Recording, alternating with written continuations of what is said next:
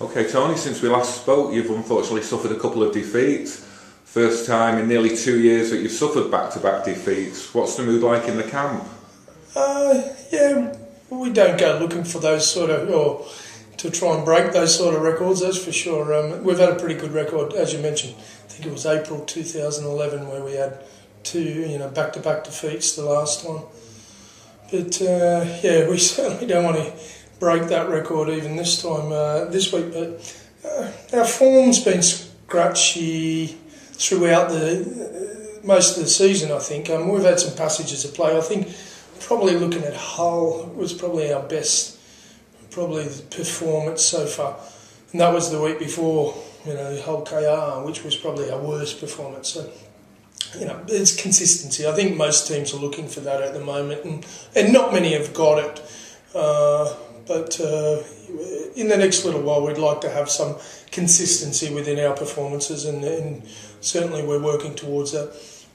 It's been a difficult pre-season, but even in season, it's difficult to get quality of work at the moment out on the training field, and purely because of our beautiful weather over here. And I think that's a large reason why most teams are a bit patchy. I don't think the quality of work has probably been great. You throw in a few injuries here and there, and that doesn't help as well. But we'd like to be in better form at the moment than what we are, but we're working hard. You've mentioned injuries there. What is the current injury situation? Good news on another account. That's 2 weeks running where we haven't actually picked up an injury. So pretty grateful for that.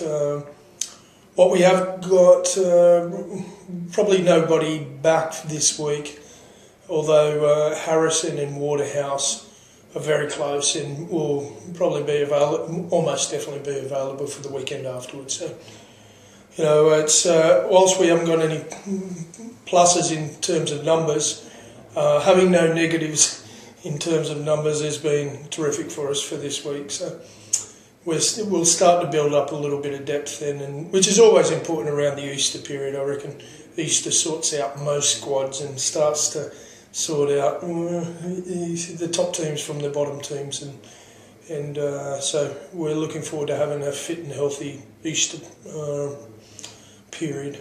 What's the current prognosis on Lee Briers? Because I've seen some varying reports saying it could be the end of his career, and would it be as bad as that? Yeah, worst case scenario, it could, yeah. If he doesn't recover, it's a neck injury, and those things can happen. We're much more positive than that, and so's Lee. He's had treatment, and certainly time is his biggest asset or his biggest hope at the moment.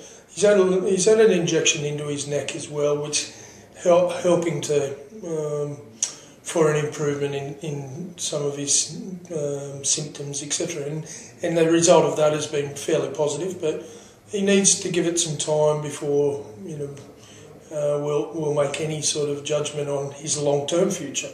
The only other option is, as I think I mentioned before, if he has corrective surgery, well, that would almost mean, definitely mean the end of his certainly his this year. And at Lee's age and stage, who knows how whether you go on much longer after that. So we're giving him that time that he needs, and hopefully that treatment will respond soon. And he's feeling very confident about it in the last few days in particular.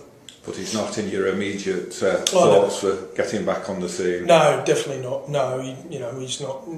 I can't say he's in the next 2 weeks or 3 weeks. I'd like to be sitting here in a month saying to you, hey, he's getting very close, and and the treatment that he's had and the injection that he's had and his body's responded really well. And if we're doing that, well, I think it'll be smiles all around. But it's he needs some time for this to settle down, and we certainly don't want put any pressure on him or that type of injury being in such a crucial part of the body. And what's the situation with Mozza? Yeah, going good. Yeah, he's going good, Mozza. He's going through recovery of his operation, and he's rehabbing well. And I hope that it's for Moz's sake, as well as the teams. That it's the 8-week recuperation rather than the 3-month or recuperation. But time will tell. He works hard, does everything right, so I've got no doubt he'll be back either on time or ahead of schedule. You've got a trip to Salford to look forward to. Last season it was a difficult one where I think there was a weakened team, as some people would perceive it, and a defeat. I mean, and because of the injuries, you've got a weak team again, so you're expecting a tough battle at Salford. I disagree with all that. Even the last year bit, we put out a strong team last year and didn't put in a great performance, and we're certainly not put out a weak team this week either. It's a strong team.